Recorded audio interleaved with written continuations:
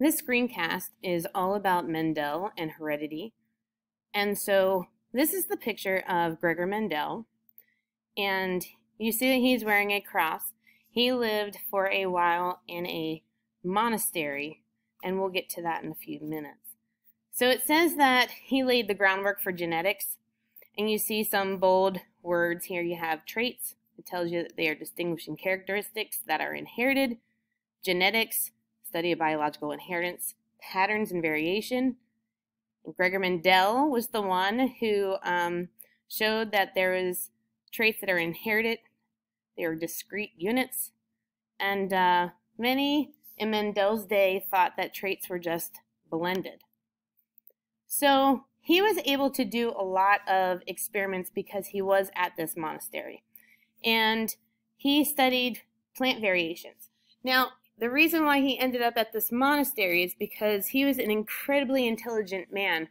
And he was at university, but the worst part was that he could not pass his exam just to get his degree. So he ended up dropping out, and he went to this monastery.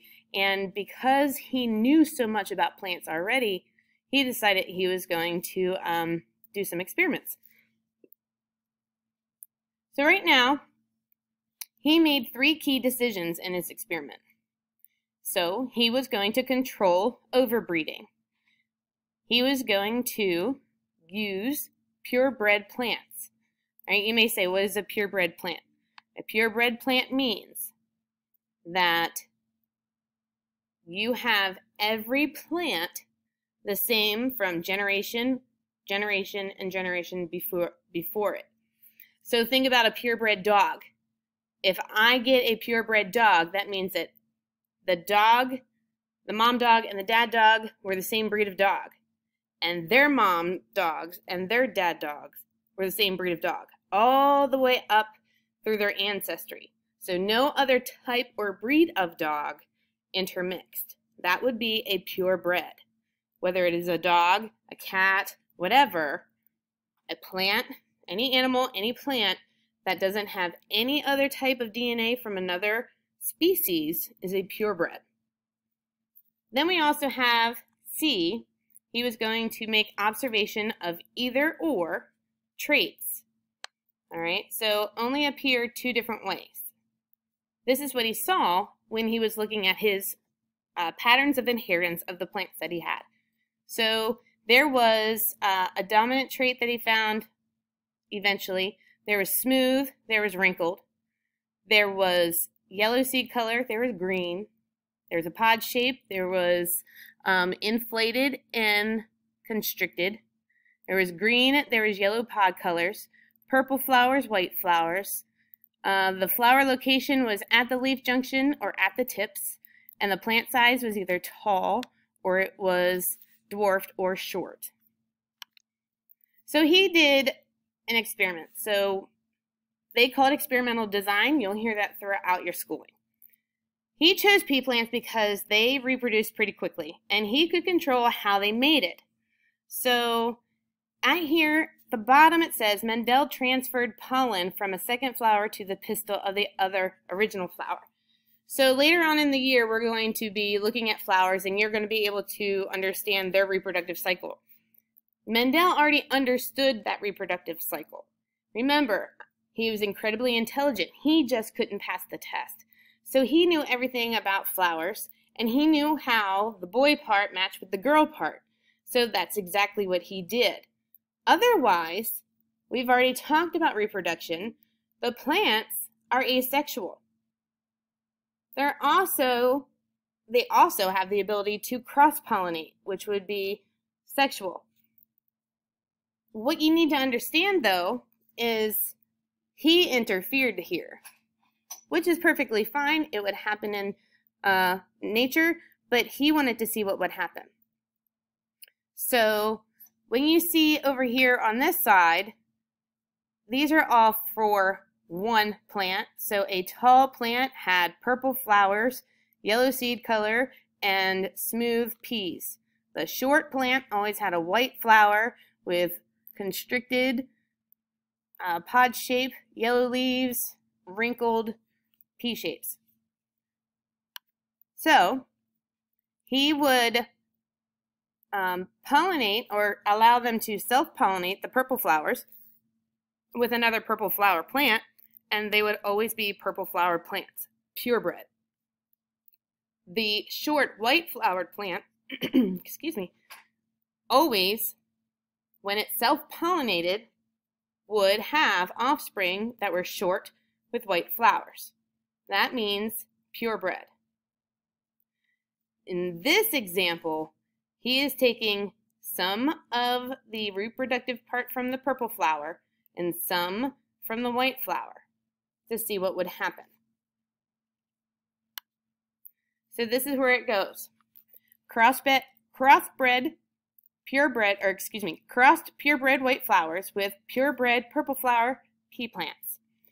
So where you see this line, it says P for purple times, and it doesn't have anything, but that means white. This P doesn't really mean purple. If you look at number 1, it's called parental, or it's the P generation. This is the parent generation right here. So we can call this mom and this dad if we really wanted to. So when mom and dad have children or offspring, this is what happened. It was purple and it was purple. Pure white and purple plants were crossed to create, and here is this F, okay, first generation. And they all had purple flowers. So parent generation, mom and dad, their offspring make the first generation.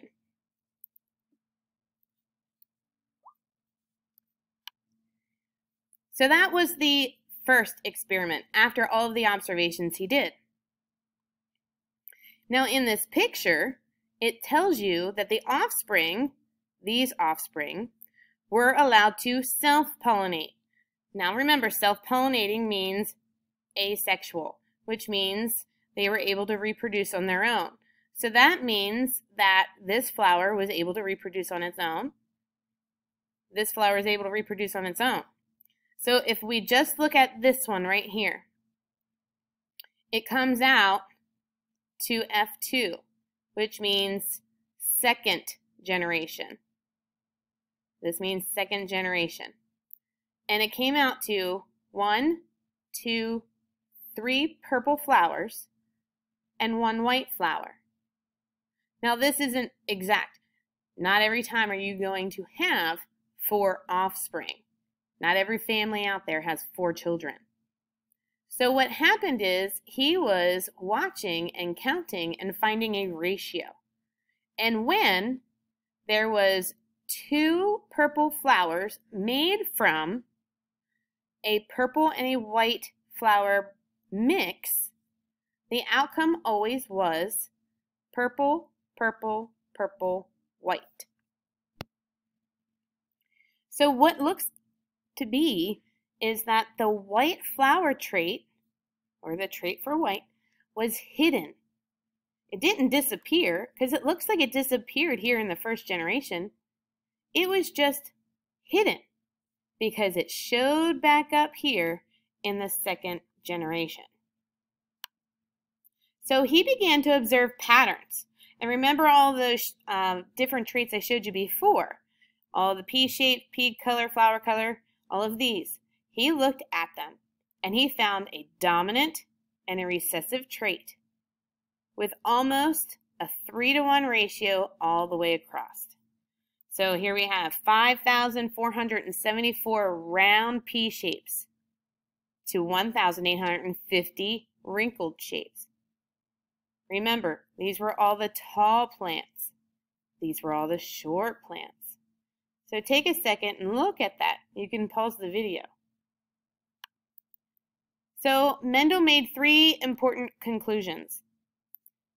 He made that traits are inherited as discrete units.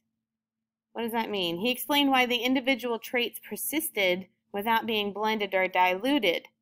So homologue.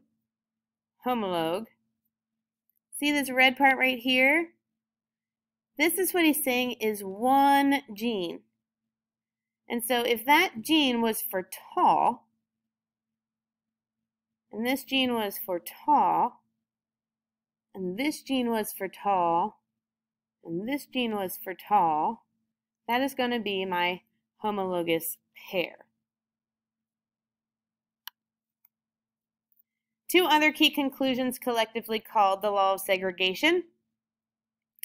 The organisms donate only one copy of each gene in their gametes. So 2 copies of each gene segregate or separate during gamete formation.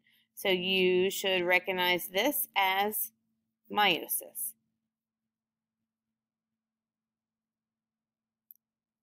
Now, this is traits, genes, and alleles. This will be its own separate video.